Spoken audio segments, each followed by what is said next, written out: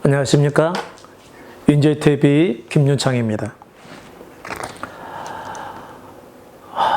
지난번에는 자기 부인과 자기 십자가를 지고 그리스도를 따르라고 하는 예수 그리스도의 제자가 되는 두 가지 조건에 대해서 살펴본 적이 있습니다. 여러분, 자기 부인과 자기 십자가를 지고 그리스도를 따르는 이 말씀은 너무 방대한 문제이기 때문에요. 한두 번 다루어서 여러분이 그 말씀을 수긍하기는 대단히 어려울 거라고 생각을 합니다. 예수님께서는 단호하게 말씀하셨습니다. 아무든지 나를 따라오려거든 자기를 부인하고 날마다 제 십자가를 지고 따르라고 하신 것입니다. 여러분이 예수 그리스도를 믿을 때에 이미 그와 같은 상태에서 믿었어야 합니다. 왜 우리가 우리 자신의 생각을 부인해야 되는지, 왜 우리가 우리 자신을 죽은 자와 같이 여기고 예수 그리스도를 따라서 그의 말씀을 들어야 하는지 우리는 그 사실을 알아야만 합니다. 자, 예수 그리스도를 따랐던 제자들이 있었습니다. 12 제자들을 예를 들어서 한번 말씀을 드려보도록 하지요. 예수 그리스도의 제자들은 어떤 사람들이었죠? 유대교 전통 안에서 살았던 사람들이었습니다. 율법 안에서 살았었죠. 유대교의 전통에 따라서 절기가 되면은 예루살렘에 가서 제사를 지내야 했고요. 절기가 아닐 때도 근처에 있는 회당에 모여서 하나님의 말씀을 듣고 그 말씀 안에서 살기를 힘썼을 것입니다. 태어난 지 8일 만에 할례를 받게 되는 거죠. 그리고 성장하면서부터 신앙교육을 받고 성장을 하고 아침에 일어나면서 기도하고 시작하고 또 식사하면서 감사 기도를 하고 식사를 하게 되고요. 다니면서 하나님의 말씀을 잊지 않기 위해서 옷에다 쓰든지 어떤 그 말씀이 기록된 것을 가지고 다니면서 보고 묵상하면서 하루를 지내고 다른 사람과 관계와 또 사회생활 속에서 말씀 안에서 살기를 힘썼고요. 그리고 하루를 마칠 때는 하나님께 감사 기도와 더불어서 하루를 마치게 됐었던 것이겠죠. 그리고 이스라엘의 모든 율법에 제시된 절기와 제사와 규례와 모든 말씀들을 다 지켜왔었던 것이었죠. 그런데 그렇게 하나님을 섬겼던 사람들 중에서 그리스도를 기다린 사람들이 생겼습니다. 그리스도를 기다렸다고 하는 것은 무슨 뜻일까요?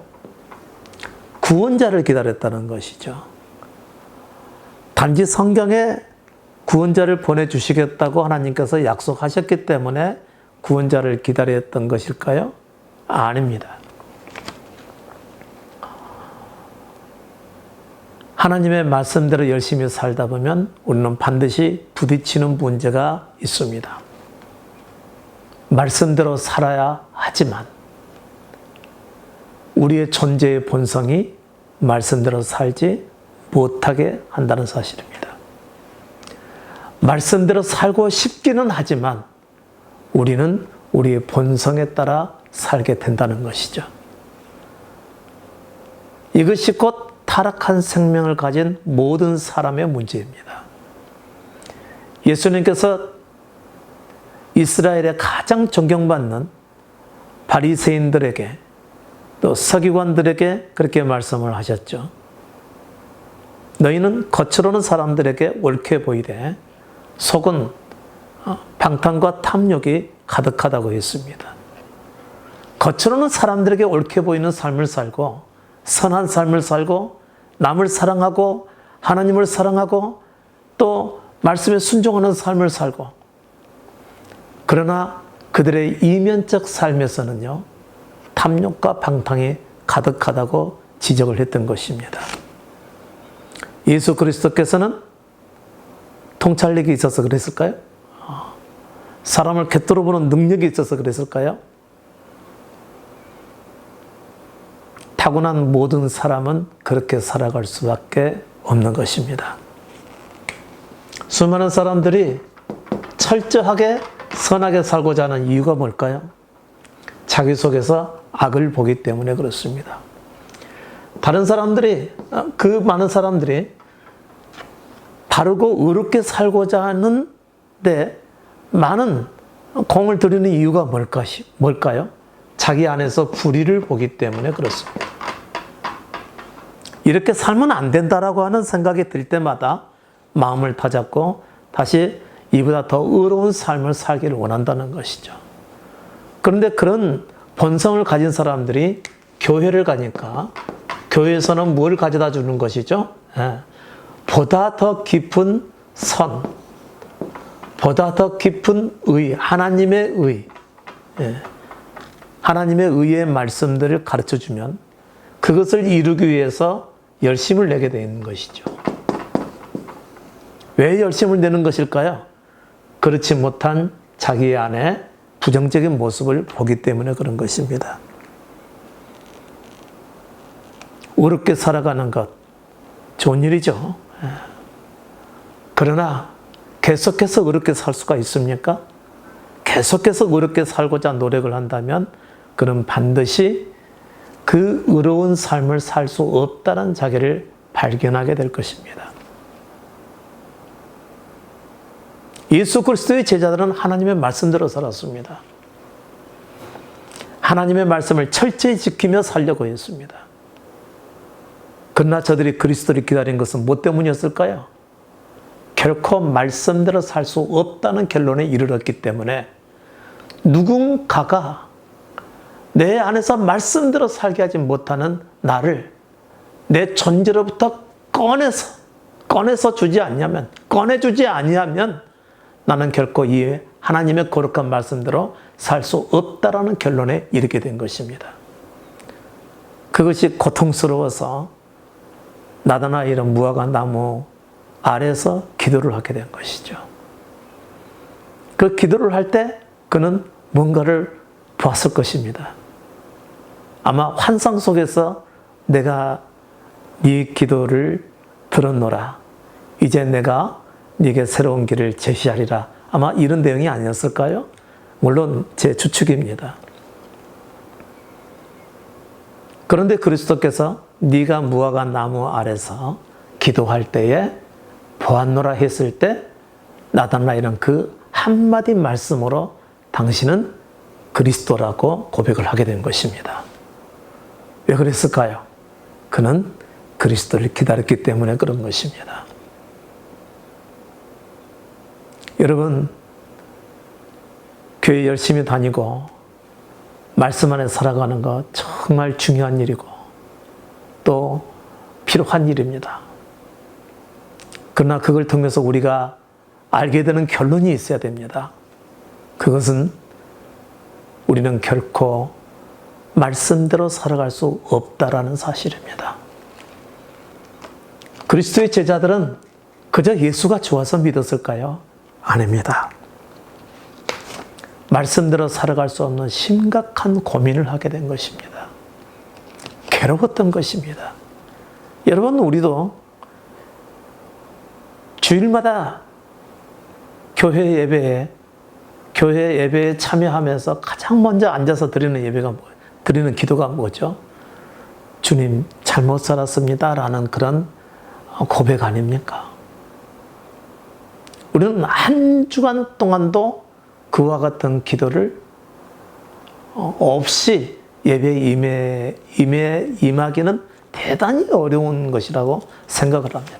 거의 모든 사람들이 주일날 예배에 임하면서 가장 먼저 자신의 한 주간 동안의 지난 삶을 돌아보고 말씀대로 살지 못했던 자신을 돌이켜 뉘우치고 회개하게 되지 않습니까?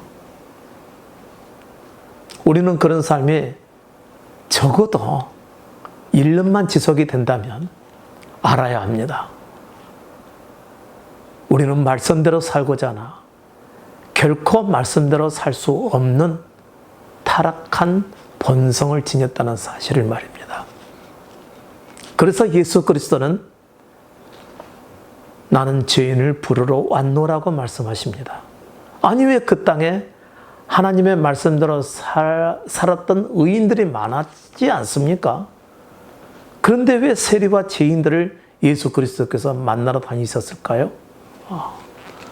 예수께서 만나신 분들은 거의 다 죄인들이었습니다. 그리고 더 이상 바르게 살아갈 수 없는 세리들이었습니다. 또 누구였습니까? 창기들이었습니다. 더 이상 하나님의 말씀 안에서 거룩한 삶을 살아갈 수 없을 정도의 사람들이었습니다. 인생이 포기된 사람들이죠. 말씀대로 살아야 하나. 살 수 없는 현실에 붙들려서 마음의 고통을 받고 하늘을 우러러 살아가는 사람들입니다. 희망이 없는 것이죠. 한 바리새인과 세리가 성전에서 기도할 때 세리의 기도는 어땠죠? 하늘을 우러보지 못했다고 했습니다. 그러나 예수께서는 저가 옳다라고 말한 것입니다.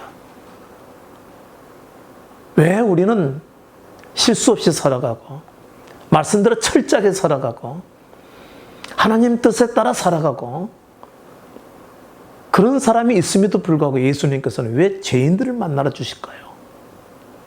왜 죄인들을 만나러 다니셨을까요?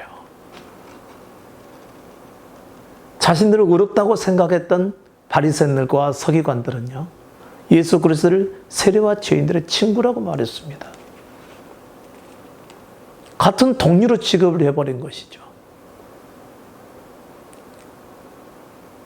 자신들이 말씀대로 살고 있다고 여기는 많은 사람들은요, 자신보다 못한 사람들을 다 그와 같이 취급을 하게 되는 겁니다. 이게 놀라운 교만이죠. 말씀대로 살지 못하는 것보다 교만은 대단히 큰 죄에 해당하는 겁니다. 교만한 사람은 절대로 그리스도를 믿을 수가 없고 하나님을 섬길 수가 없습니다. 그러나 죄인은 예수 그리스도를 모실 수 있고 그분 안에 들어갈 수도 있습니다. 왜 그런 것일까요? 왜 그러는 것일까요? 왜 하나님께서는 의로운 사람보다도 죄인들을 원하시는 것일까요? 왜 예수 그리스도는 죄인들을 만나 주시러 오셨을까요? 그것은 사람의 본질이 죄인이기 때문에 그렇습니다. 사람의 본질은 죄인이어서 결코 하나님 말씀대로 살아갈 수가 없는 것입니다. 하나님께서 이스라엘 백성들에게 율법을 주신 이유가 뭐였죠?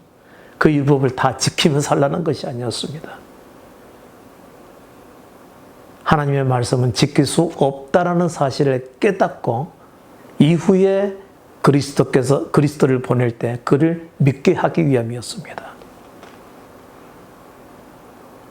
여러분이 지금도 교회 나가서 예수 그리스도를 믿으면서 하나님 말씀대로 살기를 힘쓰고 또 그 말씀에 순종하기를 힘쓰고 또 그분의 뜻을 이루기 위해서 열심을 내고 충성하고 봉사하는 이 모든 삶은 뭐죠? 자기 속에 아직도 그 본질이 죄인이어서 결코 그분의 뜻대로 살아갈 수 없다라는 결론에 이르지 못했기 때문에 그렇습니다.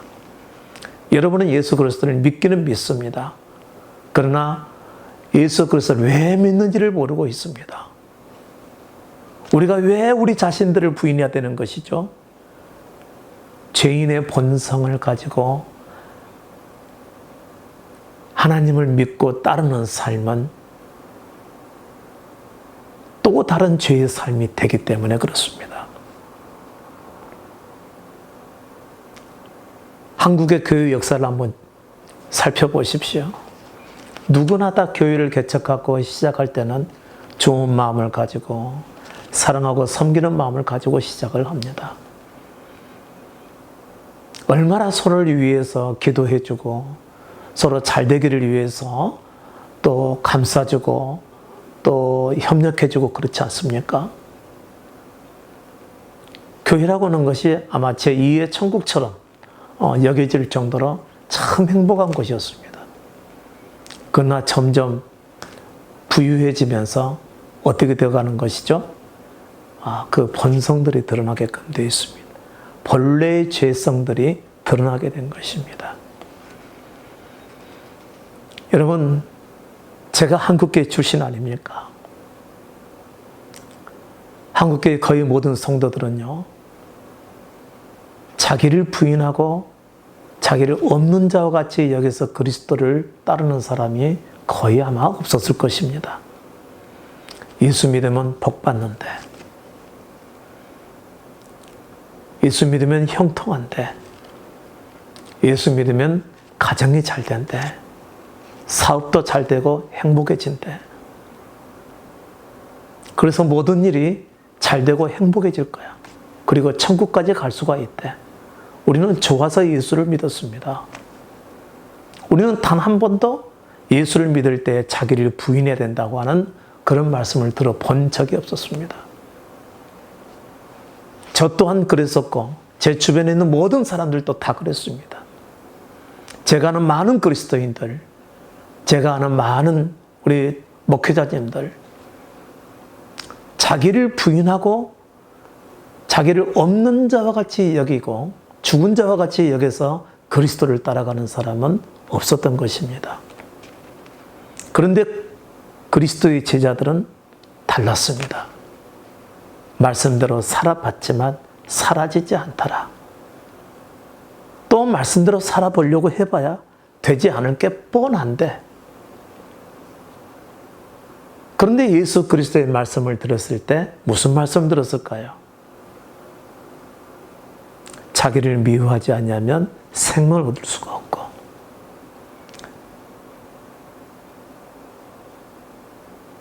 자기를 잃어야 하나님께서 주시는 생명을 얻는다고 그랬습니다.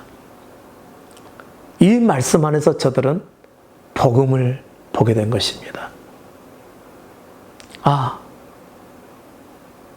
복음이라고 하는 것은 내가 하나님을 향해서 살아가는 것이 아니구나. 죄인의 생명을 가지고 하나님의 말씀 안에서 살아가는 것이 아니구나라는 사실을 저들은 말씀을 듣고 개척하게 된 것입니다. 그리고 그 말씀은 처음 듣는 말씀이라고 생각한 것이고, 그 말씀 안에서 생명이 있을 거라고 감지를 하게 된 것입니다. 그리고 모든 것을 버리고 따라갔던 것입니다.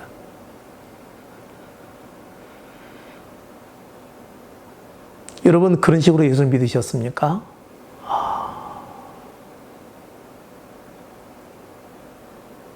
아마 우리는 이제 그런 시기를 만났는지 모릅니다. 얼마나 교회에 충성 봉사하면서 말씀대로 살아보기 위해서 매일 큐티를 하고요. 제자 훈련을 받고 예수 그리스도처럼 살기 위해서 무진 기도도 많이 했습니다. 하나님의 영광을 위해서 그 많은 시간들을 기도하면서 보냈습니다. 그 결과가 오늘날의 교회들이 어떤 식으로 행하고 있죠? 물론 모든 교회가 다 그렇다는 얘기는 아닙니다. 그러나 아직 그런 그 불미스러운 현장이 나타나지 않은 교회를 할지라도 장담할 수가 없겠죠. 언제 그럴 일이 날지 모릅니다. 왜 그럴까요? 죄인의 생명을 가진 우리 존재를 내려놓지 않았기 때문에 그렇습니다. 우리는 선하게 살면 된다고 생각했습니다. 그러나 선과 악은 동전의 양면입니다. 내가 선하게 살고자 할 때 악도 같이 가는 것입니다. 여러분, 내가 의롭게 살게 되면 동전의 양면과 같이 불의도 함께 따라가는 것입니다. 우리가 선을 추구하게 되면 악도 반드시 있게 되는 것이죠. 교회 활동을 많이 해보셨으면 아실 것입니다. 우리가 의를 추구하게 되면 좋은 일만 있던가요? 반드시 불의가 따라가게끔 되어 있는 것입니다. 이것이 우리의 한계입니다. 죄의 생명을 가진 우리 모든 사람들의 한계인 거죠. 사람은 의롭게 살아갈 수가 없습니다. 의롭게 살아가는 그 자체도 죄의 생명에서 비롯된 것이죠. 사람은 선하게 살아갈 수가 없습니다. 선하게 살아가는 것, 그 속에도 그 악이 담겨져 있는 것이죠. 진정한 선과 진정한 의가 사람 속에서는 나올 수가 없었던 것입니다. 그리스도의 제자들은 그것을 감지한 것입니다. 그리고 그리스도의 말씀에 영생에 있을 거라고 생각을 하고 모든 것을 팽개쳤고 따라갔던 것입니다. 왜 모든 것을 버렸을까요? 참된 의에 대해서 갈급함이 컸었기 때문에 그렇습니다. 그들은 마음이 광야 같았을 것입니다. 메말라 버려서 더 이상 어떻게 어느 길로 가야 될지 길을 잃어버렸었을 것입니다. 그런데 생수와 같은 말씀을 듣게 된 것입니다. 그래서 모든 것을 버리고 따를 수가 있었던 것입니다. 여러분 속에서 그 메마름을 해결시켜 줄 수 있는 어떤 말씀이 들리면 여러분은 어떻게 하겠습니까? 말씀을 해결시켜 줄 수 있는 사람이 어느 곳에 있든지 간에 가보지 않겠습니까? 이제 여러분은 그 때를 맞이했습니다. 우리 힘으로 그리스도를 위해서 살아가는 것, 우리가 하나님을 섬기고 말씀 안에서 살아가는 것, 우리는 여기에 대해서 파산이 나야 됩니다. 더 이상 나는 할 수 없다라고 하는 정직한 고백에 직면해야 되는 것입니다. 그리고 이제 내가 살기를 멈추고 내가 옳다고 여기고 또 내가 선하다고 여겨서 행하는 그 모든 것들을 다 내려놓고 이제는 그리스도께서 이끄신 대로 따라가는 참된 믿음의 삶을 사셔야만 합니다. 그렇게 되면 그분께서 여러분 안에서 착한 일을 시작하셔서 그분께서 여러분의 생명에 되어주시는 날에 이르기까지 여러분을 이끌어 가시게 될 것입니다. 이것이 여러분 자신을 부인하고 예수 그리스도를 따라야 할 일입니다. 얼마나 많은 그리스도인들이 의로운 것을 쫓아서 살아갑니까? 얼마나 많은 그리스도인들이 이렇게 살아가는 것이 그리스도인의 본분이라고 생각해서 따라가고 살아가고 있습니까? 그러나 이제는 다 내려놓으셔야 됩니다. 그리고 자기 속에서 나오는 어떤 옳은 생각이 일어난다 할지라도 그것은 죄의 생명에서 비롯된 것이므로 내려놓고 그리스도를 따라가실 줄 알으셔야만 됩니다. 아마 막막하실 것입니다. 그러나 그것은 결코 막막하지 않습니다. 그리스도가 이끄실 것이기 때문입니다. 그 안에서 여러분은 생수를 경험하게 될 것이고 그리고 진정한 믿음이 무엇인가를 알 날이 있게 될 것입니다. 여러분에게 주의 은혜가 있기를 바랍니다. 마치겠습니다.